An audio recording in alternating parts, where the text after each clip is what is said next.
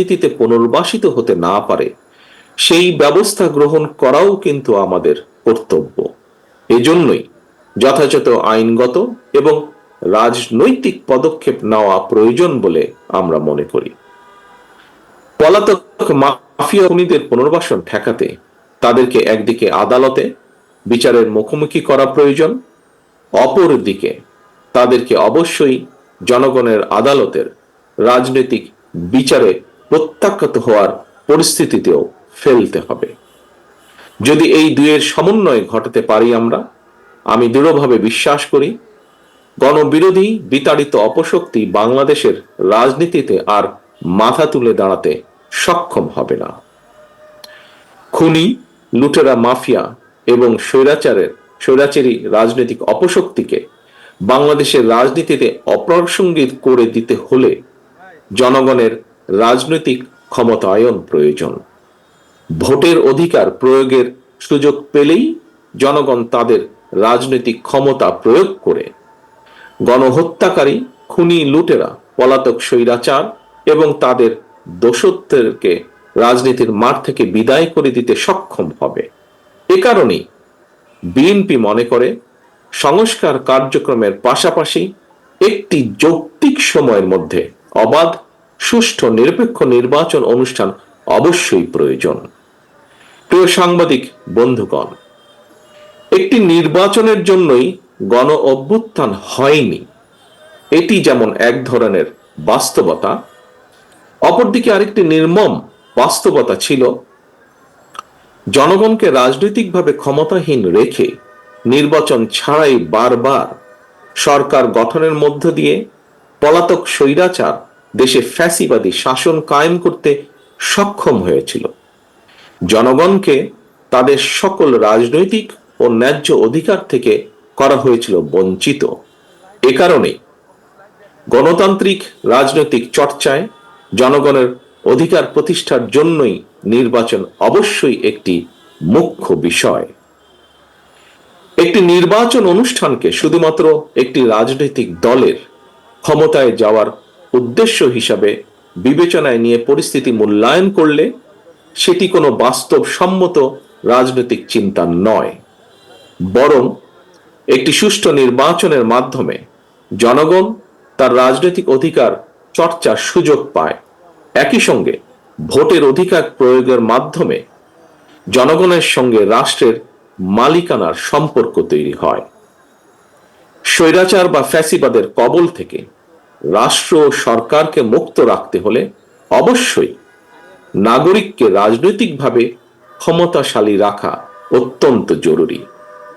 রাষ্ট্রের রাজনৈতিক বন্দোবস্ত এমন হওয়া প্রয়োজন যেখানে ইউনিয়ন পরিষদ থেকে জাতীয় সংসদ নাগরিকদের প্রত্যক্ষ ভোট ছাড়া একজন ব্যক্তি কোথাও কোনোভাবেই জনপ্রতিনিধি নির্বাচিত হতে সক্ষম হবেন না। এভাবেই সর্বস্তরে ভোটের মাধ্যমে জনপ্রতিনিধি নির্বাচন চর্চার মাধ্যমে রাষ্ট্র এবং সমাজে জনগণের রাজনৈতিক ক্ষমতায়ন নিশ্চিত হবে। রাষ্ট্রে জনগণের রাজনৈতিক ক্ষমতায়ন নিশ্চিত থাকলেই কোন ক্ষমতাসীন সরকারই ভোট ছাড়া রাষ্ট্র ক্ষমতা দখলে রাখার ফ্যাসিবাদী মানসিকতা তৈরি হওয়া থেকে দূরে থাকবে। ক্ষমতাসীনদেরকে জনগণের কাছে যত বেশি দায়বদ্ধ থাকা এবং দায়বদ্ধ রাখা যাবে, দেশের রাজনৈতিক সংস্কৃতিও তত বেশি সমৃদ্ধ, শক্তিশালী এবং কার্যকর থাকবে। একটি জবাবদিহিমূলক গণতান্ত্রিক সরকারে জনগণ এবং নাগরিকের মধ্যে সেতু বন্ধন হচ্ছে সংসদ। নাগরিকদের কাছে জবাবদিহিতার নিশ্চিত করার একমাত্র উপায়। প্রিয় সাংবাদিক বন্ধুগণ,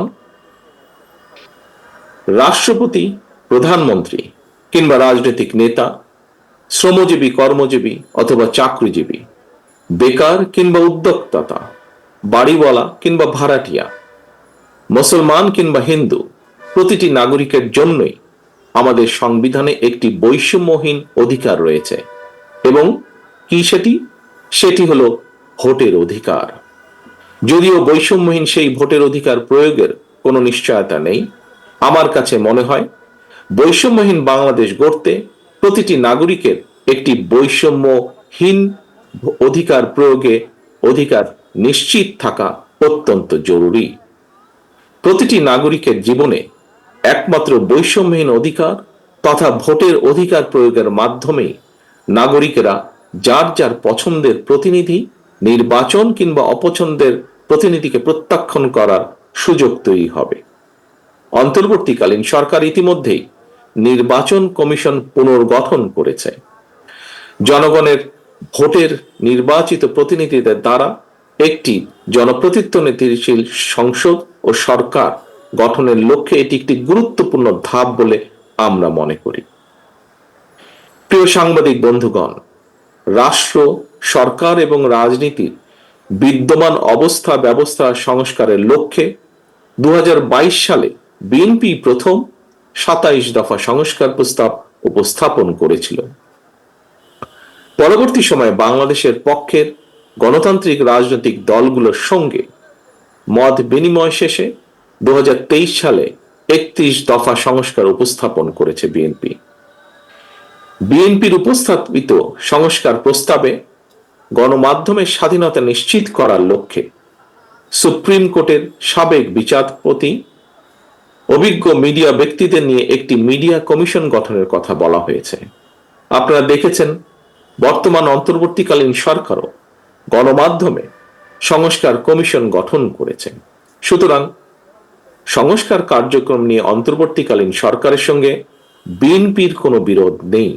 সংস্কার আগে নাকি নির্বাচন আগে, যারা এ ধরনের প্রশ্ন তুলে জনমনে বিভ্রান্তি সৃষ্টির অপচেষ্টায় লিপ্ত হয়েছেন তাদের উদ্দেশ্য কিন্তু ভিন্ন। বিএনপি মনে করে সংস্কার কার্যক্রম এটি কোনো শেষ হওয়ার বিষয় নয়। একজন সংস্কার কার্যক্রম শুরু করলে আরেকজন প্রয়োজনীয় সংস্কার এগিয়ে নিয়ে যায়, কারণ সংস্কার একটি চলমান প্রক্রিয়া। তবে সরকারে কিংবা সরকারের বাইরে আমাদের প্রত্যেকের মনে রাখা দরকার, গণতান্ত্রিক রাজনৈতিক সংস্কৃতির গুণগত উত্তরণ ছাড়া পুঁথিগত সংস্কার অনেকটাই অকার্যকর। সংস্কার কার্যক্রমকে কার্যকর করতে চাইলে সবার আগে জনগণের নিত্য দিনের দুর্দশা লাঘবের ব্যবস্থা করা দরকার। জনগণের নিত্য প্রয়োজনীয় সরবরাহ নিশ্চিত করা না গেলে সংস্কার কার্যক্রমের কাঙ্ক্ষিত সুফল পাওয়া যাবে না। প্রিয় সাংবাদিক বন্ধুগণ, আমরা এমন একটি রাষ্ট্র ও সমাজ বিনির্মাণের লক্ষ্যে কাজ করছি যেখানে সাগররুণীদের বিচারের ব্যাপারে রাষ্ট্র উদাসীন থাকবে না। নিশ্চিত থাকবে মানুষের বাক ও ব্যক্তি স্বাধীনতা। এ লক্ষ্য অর্জনে আপনাদের সকলের সহযোগিতা চাই। পরিশেষে ঢাকা সাংবাদিক ইউনিয়নের সম্মেলনের সফলতা কামনা করে এবং আমাকে এখানে আমন্ত্রণ জানানোর জন্য আপনাদের সকলকে আন্তরিকভাবে ধন্যবাদ দিয়ে আমার বক্তব্য শেষ করছি। আল্লাহ হাফেজ। বাংলাদেশ জিন্দাবাদ। বাংলাদেশ জাতীয়তাবাদী দল জিন্দাবাদ।